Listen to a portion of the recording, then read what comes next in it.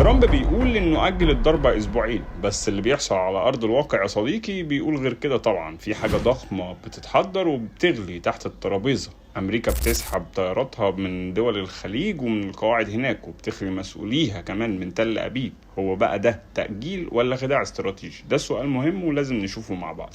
ايران طبعا وصلت ل 65% من تخصيب اليورانيوم، يعني فاضل لها حوالي اسبوع اسبوعين وتبقى دولة نووية حرفيا. طب نضرب بقى؟ طب ازاي؟ ده السؤال المهم، لان فورد ده جبل والقنابل مش هتوصل لها، واقوى قنبله امريكيه بتوصل لحوالي 60 متر، وفورد على عمق حوالي 70 80 متر. يعني يبقى ايه الحل؟ فما قدامش امريكا غير يا اما ضربه مزدوجه ودي مستحيله عمليا، يا اما ضربه نوويه وده خطر عالمي، يا اما بقى تدخل بري وتبقى حرب شامله بين امريكا وايران. وده نفس متهيألي اللي حصل في كوبا مع كاسترو. يعني امريكا بتفكر في انزال قوات خاصه جوه ايران، وايران طبعا مش ساكته، قصفت قلب تل ابيب بصواريخ فرط صوتيه وبرؤوس عنقوديه، وبتكسر الرادارات وتعدي اي دفاع، وده شفناه في اخر صاروخ اتضرب منفرد يعني. فيا اما بقى امريكا تخش الحرب وده ممكن يحرق المنطقه كلها، يا اما تسيب ايران تعلن نفسها دوله نوويه والنار بقى هنا تولع بجد.